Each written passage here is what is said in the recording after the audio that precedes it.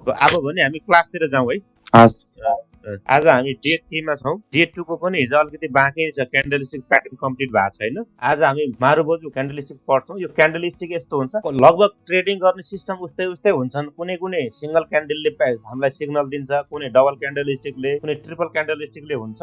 तर ट्रेडिङ गर्ने स्टाइलहरु सिस्टमहरु लगभग उस्तै उस्तै हुन्छन् है। यसमा चाहिँ यो सबै क्यान्डल समेट्यो भने हाम्रो क्लासै सकिन्न, किन 100-150 क्यान्डल हुन्छन् है। ट्रेडिङ गर्ने सिस्टम उयो, तिनीहरूको बनावटको संरचना मात्रै फरक फरक हुन्छ। मैले मारुबोजु क्यान्डललाई मैले आज ल्याएँ। मारुबोजु क्यान्डल भनेको के हो भने एक ठाउँमा ओपन भएर डाइरेक्ट क्लोज हुन्छ, त्यसमा shadow, upper shadow, lower shadow हुँदैन भने त्यसलाई मारुबोजु क्यान्डल भनेर भनिन्छ। अब त्यो चाहिँ तल ओपन भएर डाइरेक्ट माथि गएर क्लोज भयो, यो सर्किट लेभलमा धेरै बन्छन् यस्तो चाहिँ भने त्यो चाहिँ बुलिश मारुबोजु बन्छ। त्यस्तै बेयरिश मारुबोजु भनेको माथि ओपन भएर सिधै डाउन आएर तल आएर क्लोजिङ दिन्छ भने त्यति बेला चाहिँ यो बेयरिश मारुबोजु बन्ने हो। अब यसरी डाउन ट्रेन्ड आउँछ, डाउन ट्रेन्डको बटममा आएर यसरी बुलिश मारुबोजु बन्छ भने यसले बुलिश रिभर्सलको सिग्नल दिने हो। र इन्ट्री गर्ने पोइन्ट भनेको सेकेन्ड डेको क्यान्डल स्टिकले यदि यो मारुबोजुको बुलिश मारुबोजुको माथि क्लोजिङ दियो भने इन्ट्री गर्ने ठाउँ हो, र यसको लो प्राइस भन्दा तल गएर सेकेन्ड डेको क्यान्डल स्टिकले फेरि क्लोजिङ दियो भने त्यति बेला सेल गर्ने ठाउँ हो। र समग्रमा यसले बुलिश मारुबोजुले डाउन ट्रेन्डको बटममा बनेको बुलिश मारुबोजुले यो बुलिश रिभर्सल हुन्छ भन्ने सिग्नल दिन्छ।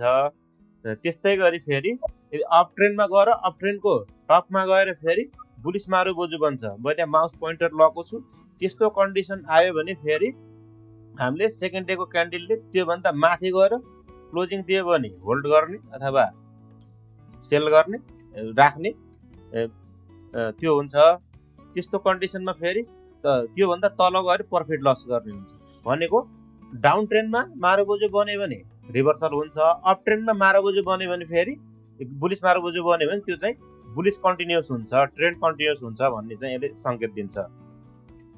त्यसै गरी बेयरिश मारुबोजु पनि डाउन ट्रेन्डमा बनेको बेयरिश मारुबोजुले तपाईको यो डाउन ट्रेन्ड कन्टिन्युस हुन्छ भन्ने सिग्नल दिन्छ।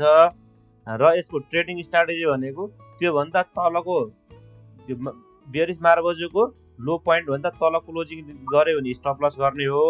यदि यो बेयरिश मारुबोजुको टप भन्दा माथि चाहिँ हाई भन्दा माथि गएर फेरि सेकेन्ड डेको क्यान्डलले क्लोजिङ दियो भने त्यसलाई रिभर्सल हुन्छ, त्यो चाहिँ बेयरिश कन्टिन्युस भ्यालिड हुँदैन। त्यस्तो कन्डिसनमा हामीले फेरि इन्ट्री लिन सकिन्छ। त्यसको लागि दोस्रो तेस्रो अरू क्यान्डलको पनि कन्फर्मेसन वेट गर्नु होला। त्यस्तै गरी अब अप ट्रेन्ड छ, अप ट्रेन्डको टपमा गएर फेरि बुलिश मारुबोजु बेयरिश मारुबोजु यसरी बन्यो भने फेरि यसले चाहिँ रिभर्सल हुन्छ, बेयरिश रिभर्सल हुन्छ भन्ने संकेत हो। र यसको ट्रेडिङ स्ट्राटेजी भनेको पनि त्यही हो। यसको लो पोइन्ट भन्दा तल सेकेन्ड डेको क्यान्डलले क्लोजिङ दियो भने त्यहाँ सेल गरेर तल किन्दाखेरिको भएकोलाई प्रफिटलाई बुक गर्ने हो। यदि चाहिँ यसको हाई भन्दा माथि गएर सेकेन्ड डेको क्यान्डलले चाहिँ क्लोजिङ दियो भने त्यसलाई होल्ड गर्ने अथवा बाई गर्ने, पुरानो स्टक छ भने होल्ड गर्ने। त्यो चाहिँ बेयरिश रिभर्सल त्यो भ्यालिड नभएको मानिन्छ। यो हुन्छ यसको बुलिश मारुबोजु र बेयरिश मारुबोजुको स्ट्राटेजी। एउटा कुरा सोधेँ सर, त्यसैमा जस्तो यो अप ट्रेन्डमा छ नि सर, तपाईले यो ग्रीन ग्रीन गराउनु भयो, अनि रेड पनि अप ट्रेन्डमै छ, अनि फेरि ग्रीन छ, फेरि रेड अप ट्रेन्डमा छ। कसो भन्नुभयो? जस्तो यो अप ट्रेन्डमा छ नि सर, यो बेयरिश रिभर्सलको चाहिँ चार्टमा, हजुर बेयरिश रिभर्सलको चार्टमा हजुर मैले तपाईले भनेको बुझे के भने यो बुलिश मारुबोजु भनेको एउटा हरियो बुलिश मारुबोजु हुन्छ, एउटा रातो बुलिश मारुबोजु हुन्छ। बेयरिश रातो भनेको बेयरिश मारुबोजु है। एउटा बुलिश एउटा बेयरिश हुन्छ। यसमा के छ भने दुईटामा फर्स्टमा यो बुलिशमा चाहिँ भनेको हरियोमा चाहिँ एकदम बायरहरु हाबी छन् हैन, अनि यसमा रातोमा फेरि सेलरहरु हाबी छन्। तपाईले भनेको बुझे। मैले अब डाउन ट्रेन्डमा पनि हरियो बनाएको छु, अप ट्रेन्डमा पनि हरियो बनाएको छु भने हैन। र के छ भने डाउन ट्रेन्डमा बन्यो भने अप ट्रेन्डमा ले बुलिश रिभर्सल हो सिग्नल हैन, अप ट्रेन्डमै जान्छ र फेरि त्यो हरियो नै मारुबोजु बनाउँछ भने त्यसले बुलिश कन्टिन्युस बनाउँछ भनेको के। त्यही किसिमले यहाँ तल पनि लेखेको छु, हेर्नुस् त, बुझ्नुभयो नि? हो, त्यसै गरी बुझ्नुभयो नि तपाईले? यो 53 स्लाइडमा हो कि सर? हो, यसमा हो, यसमा पनि त्यही हो। अब के छ डाउन ट्रेन्डमा यो त बियरिश रिभर्सल हो। डाउन ट्रेन्डमा रातो माराबोजु बढ्यो भने बियरिश कन्टिन्युस दियो क्या फेरि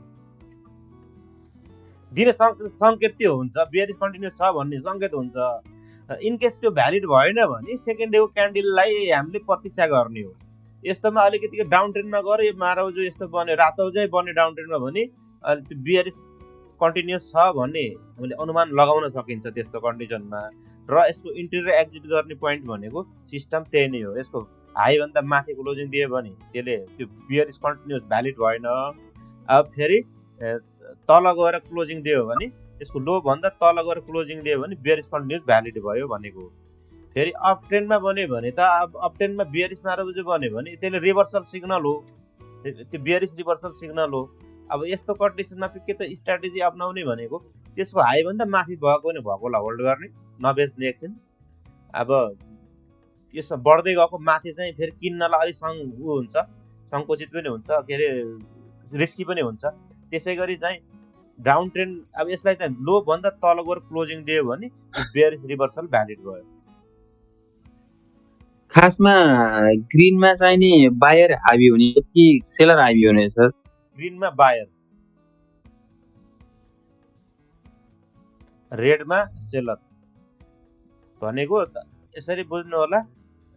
मैले के भनेको छु नि तल ओपन भएर माथि क्लोज दियो भने के छ त यो हरियो बन्ने हो। ओपन तल रो क्लोज माथि ओपन माथि र तल क्लोज भयो भने यो रातो बन्ने हो भनेको। यो तलबाट माथि ओपनबाट माथि पुर्याउने भनेको जहिले पनि बायरले हो अनि माथिबाट तल ल्याउने भनेको सेलरले हो। यसरी हरियो र रातो बनेको हुन्छ के। क्लियर छ?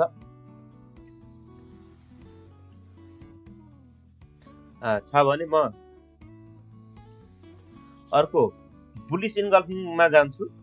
बुलिश इन्गल्फिङ पनि अब फर्स्ट क्यान्डल अब यो पेयर अफ क्यान्डल हो। यो दुइटै यो बुलिश इन्गल्फिङ भनेको र बियरिश इन्गल्फिङ पेयर अफ क्यान्डल हुन्छ। हेर्नु यसमा चाहिँ फर्स्ट क्यान्डल चाहिँ रातो हुन पर्यो बियरिश हुन पर्यो। सेकेन्ड क्यान्डल चाहिँ हरियो हुन पर्यो बुलिश हुन पर्यो। कसरी हुन पर्यो त त्यो भन्दा पहिलो रातोलाई सेकेन्ड हरियोले चाहिँ इन्गल्फ गरे हुन पर्यो। यसरी भनेको पहिलो रातो भन्दा सेकेन्ड चाहिँ ठुलो हुन पर्यो। ठुलो पनि हुन पर्यो हरियो पनि हुन पर्यो। फर्स्ट रातो सेकेन्ड चाहिँ हरियो and engulf first by the second भनेको छ। ग्याप डाउन ओपन हुन्छ भनेको फर्स्टको क्लोजिङ हजुर स्क्रिन शेयर भइरहेको हो यहाँ मेरोमा देखाएन। हेर्नुस् त एकचोटी स्क्रिन ठिकै छ। ठिक छ। म एकचोटी अफ गरेर अन गरौँ न स्क्रिन। एकछिन हो गरेर म रिजन गर्छु मै गर्छु तपाईले हेर्नुस्।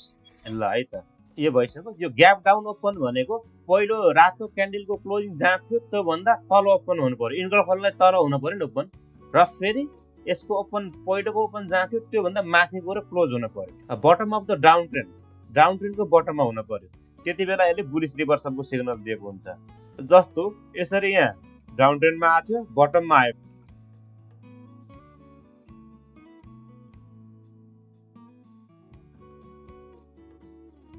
ट्रेडिङ स्ट्राटेजी उस्तै हुन्छ क्यान्डलमा सबैमा। अब यहाँ आएर फर्स्टमा के भन्यो त रातो बन्यो सेकेन्डमा चाहिँ हरियो बन्यो। फर्स्टलाई सेकेन्डले इन्गल्फ गर्यो। बुझ जोडिनु भयो जस्तो लाग्यो। स्क्रिन शेयर भइरहेछ नि अहिले? छ सर भइरहेछ।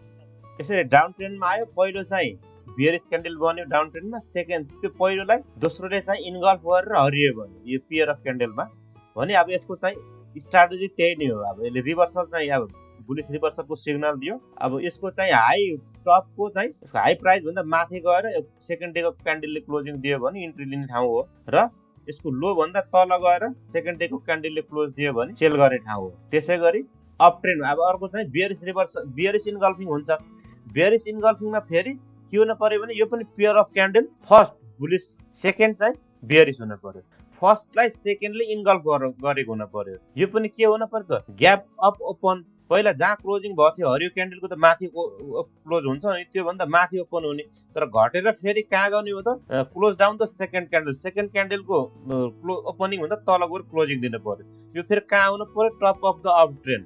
यसले काम गर्नको लागि यसरी बढ्दै गएको थियो। बढ्दै गएपछि माथि पहिलो चाहिँ हरियो बन्यो दोस्रो चाहिँ रातो बन्यो। पहिलोलाई दोस्रोले इन्गल्फ गरेको छ। अब यसको चाहिँ अब बियरिश रिभर्सल कति बेला भ्यालिड हुन्छ यसको लो प्राइस भन्दा तल गएर सेकेन्ड डेको अब आउने क्यान्डलले क्लोजिङ दिन्छ भने त्यति बेला बेयरिश रिभर्सल भ्यालिड हुन्छ। हामीले तल किन्दाखेरिको भएको प्रफिटलाई यहाँ सेल गरेर हामीले प्रफिट बुकिङ गर्न सकियो। र यदि यसलाई कति बेला इनभ्यालिड भएको मानियो त भन्दा यसको हाई प्राइस भन्दा माथि गएर सेकेन्ड डेको क्यान्डलले क्लोजिङ दियो भने इनभ्यालिड हुन्छ। त्यस्तो कन्डिसनमा भएकोलाई होल्ड गर्ने अथवा नयाँ किन्न लाग्छ भने समग्र अन्य ट्रेन्डहरू पनि बुझेर चाहिँ अनि यसलाई नयाँ इन्ट्री लिन सकियो।